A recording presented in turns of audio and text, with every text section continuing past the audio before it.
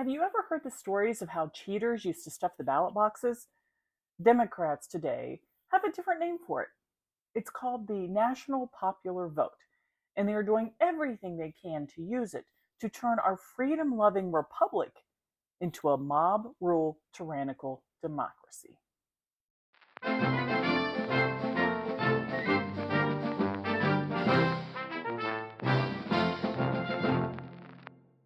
Rosie the Riveter here, dropping more truth bombs to destroy fake news and propaganda. Don't forget to like and subscribe and hit that notification bell to get new videos when they're uploaded. Now let's get into today's riveting topic. For quite a while now, leftists have been trying to destroy our Electoral College system, claiming the national popular vote should determine our president. They believe the majority should rule, which is why they keep calling us a democracy. Well, since we're a republic and we try to have citizens represented as much as possible, we value the Electoral College, which actually gives smaller states a chance for equality and having their voices heard, instead of democracy's mob rule of a very few large cities and states. One of the national popular vote crowd's argument is that all or nothing states, where all electoral votes are awarded to the state's winners, disenfranchise those who do not vote for the winner. Except that's kind of how it works. When we vote, states are actually voting for the electors we want for the Electoral College, not actually the president. The ones who get the most votes wins. Democracy, right? Majority rules, right? So what is their solution to this injustice of all or nothing states? The National Popular Vote Interstate Compact, which is a complete all or nothing process on a national scale. The compact proclaims the participating states will award all its electoral votes to the winner of the national popular vote, regardless of who their state citizens voted for. So it's not fair that all states' electors are awarded to the state winner, but it makes sense to give all your electors to whoever wins the nation's vote, even if it goes against who your state chose? I'm telling you, whatever the left is criticizing, that's exactly what they're planning, and usually on a grander scale. It's not that they think it's unfair, they think it doesn't go far enough. Earlier this year, Maine was the latest to join 17 other states and Washington, D.C. in this compact. Looking at a map of Maine, you can see there is more red than blue. Maine is not an all-or-nothing state, having a weighted process per congressional district. Kamala won their state's popular vote, giving her 3 electoral votes, with Trump receiving 1 electoral vote for the district that went for him. This process is what the national popular vote claims would be fair, but Maine lawmakers joined a compact that turned it into an all-or-nothing state per the national vote. Ironically, their weighted method is exactly how the Electoral College is set up nationally. The electors are awarded per area, in this case per state, giving citizens across the nation, especially in smaller states, a voice, as opposed to the all-or-nothing system the compact instills. So in essence, Maine, like all people who are arguing for the compact, told their citizens, your vote really doesn't matter, as the whole state could be canceled by one larger city. The United States is 50 sovereign states, which means we are 50 separate entities who agreed to unite under certain collective issues, but are to maintain their sovereignty. What's interesting is it is the same states and large blue cities trying to unconstitutionally circumvent the Electoral College by pushing through the national popular vote, who are now telling the federal government they will not abide by federal immigration laws, refusing to cooperate with federal forces in apprehending the millions of illegal aliens within our borders, claiming they have states' rights. Except the Constitution is very clear that such issues like national security fall under the executive branch, and federal law supersedes state law. Let's not forget, when Biden opened the border, endangering border states, Texas Governor Abbott took matters into his own hands by actually enforcing the federal immigration laws Biden wasn't. The Biden administration responded by suing Texas, claiming it was a federal responsibility, not a state one, which blue states cheered while demanding Biden take control of the situation and stop the arrests of illegals flooding the border. The problem for these blue states, though, is it is a federal offense to not only come into this country illegally, but anyone knowingly harboring an illegal is committing a felony as well. Texas had standing. These blue sanctuary havens do not. But let me show you how all of this is connected. Check out this map of the states that do not require voter IDs. Compare it to the National Popular Vote Compact map, and then the sanctuary area map. Is anything starting to become obvious here? Notice the largest cities in the country, which are blue, are included in these areas. New York City, Los Angeles, Chicago, and Houston alone have populations enough to disenfranchise the vast majority of Midwestern red states. The founders knew this would happen. Therefore, they gave us the Electoral College, so as sovereign states, the smaller ones would have a voice in choosing the direction of the country and not constantly canceled by the larger states. You'd think DEI advocates would applaud this system, but it's all about power, folks, not equality. However, there is a bit of irony and deliciousness that we can delight in, at least in this past election. If the compact had gone into effect per their own desire, not only would all 4 of Maine's votes gone to Trump instead of the actual 3-to-1 split, it would have turned all of these participating blue states red. If that would have happened, I guarantee you the rest of the country, as well as the world, would still be hearing their cries of unfairness, inequality, and disenfranchisement.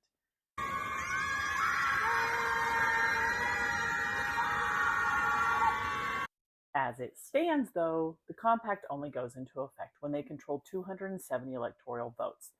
As of right now, they are at 209. If you ask me, instead of throwing out our Constitution, National Popular Vote advocates should be working to have all states adopt Maine's weighted process. Looking at the results map from this election, all or nothing states like New York, Illinois, and California are grossly disenfranchising large portions of their votes. If they were really championing equality, that would be the more fair solution, don't you think? But it's never been about fairness. It's always been about power. Going with the national popular vote is nothing more than a recipe for cheating, as states continue to count ballots for weeks, including ones that arrived after Election Day, might I add. Trump's lead proceeded to dwindle. As we know, Pennsylvania openly tried with all their might to steal the election from Senator-elect McCormick. If they are willing, and at this point openly doing this locally, what makes you think they won't do it nationally? What makes you think they haven't already done it nationally? If Kamala was not such a horrible candidate, and Trump hadn't succeeded in making it too big to rig by campaigning and appealing to voters in even the strongest blue areas, Dems may have pulled off another national popular vote win in 2024 while still losing the Electoral College. However, knowing what we know about voter ID laws, sanctuary areas, and continuous vote counting, can you tell me with 100% certainty that Hillary's 3 million vote lead in 2016 was honestly legitimate? Trump historically gained votes in 2020, not only receiving more than any other candidate ever, but doing it running for a second term, yet somehow the man campaigning from his basement received millions more than Trump. But it was a unique time, right? We were forced to shut everything down, causing states to quickly and unconstitutionally change laws so people could safely vote by mail-in ballot. Since states sent ballots to everyone, more people just ended up participating than normal, correct? Easily explained with no evidence of mischief, right? Well, it's a reasonable argument until you look into actual facts. For example, massive amounts of ineligible people received ballots. Considering the revelations that multiple states mishandled thousands of mail-in ballots and accepted ballots with missing information, how many total ineligible voters were allowed to vote? How many additional illegal ballots due to other reasons were tallied? How about tens of thousands of ballots that were never sent to voters somehow were counted? Or what about mail-in ballot machines just adding votes to candidates? But 2020 was an anomaly, right? Well, you tell me. In 2022, as Maricopa County continued to count votes for weeks, somehow the Democrats received impressive mail-in ballot returns when their actual voter turnout was very low. That same year in Wisconsin, like Pennsylvania this year, saw their election board illegally allow the counting of incomplete mail-in ballots. It was recently reported mail-in ballots were sent to uninhabited locations in Pennsylvania this last election. And I'm very curious if these ballots were recorded as being returned and counted. I've provided much more evidence of voter issues from 2020 and 2022 in previous videos, which I have linked below. Which brings up the question, is this why blue states have fought so hard to not remove dead, non-resident, and non-citizen voters and clean up their voter rolls? How many of these people received ballots or are recorded as voting? Therefore, is it really unreasonable to think maybe, just maybe, there might be some shenanigans going on in our election process? Is it truly logical to accuse someone of being an election denier and traitor for just asking to look into Biden's overwhelming 2020 win? If it was genuinely an honest win, why would you fight so hard to not just provide the evidence and easily prove it? Instead of spending 4 years demeaning, condemning, and censoring half the country, is there some validity to Trump's assertion that Hillary's 3 million vote lead may not be legal votes despite legacy media insisting it was an unfounded claim? But the lies continue. The so-called news organizations are so desperate to not have to tell the truth about Trump's win, they're actually changing the definition of majority, which is a common tactic also. You know, like in 2021, when the definition of vaccine just quietly changed when they realized the Fauci ouchie wasn't working as they promised. Hey, media, let me do a little investigative journalism for you. Majority does not mean you have to be over 50%. Majority means just having the most or largest number.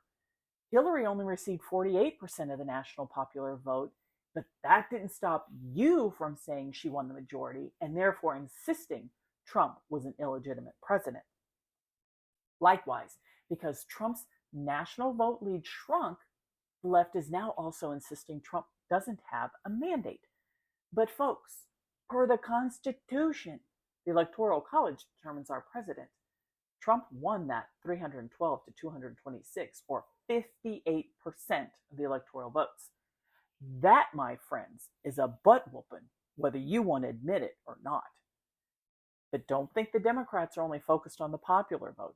They have their secret maneuvers with the Electoral College, too. Leading up to the 2020 census, President Trump tried to include a citizenship question, which the left immediately pushed back on and took Trump to court over.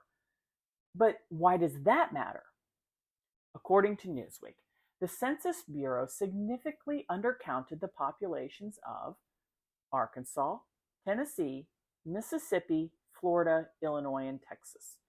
So of states with errant population counts to the downside, all but one, Illinois, was a red state. Conversely, 8 states were overcounted, all but one of which, Utah, were blue. Congressional seats are apportioned based on the census count. That apportionment, of course, impacts the Electoral College and therefore presidential races. Numerous states also based their recent redistricting on census figures.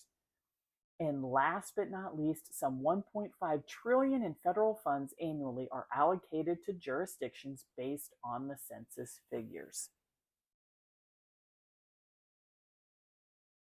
In a letter to the U.S. Census Bureau dated September 2024, Representative James Comer stated, because of the 2020 census's failure to accurately count, Colorado gained a seat it did not deserve, Rhode Island and Minnesota kept seats they should have lost, and Texas and Florida were not awarded seats they should have gained. This is relevant because each state receives 2 electoral college votes for their 2 senators and 1 Electoral College vote per each representative. The miscalculations from 2020 automatically gave extra electoral votes and representatives to commonly blue states and deprived earned votes and representatives from the red states.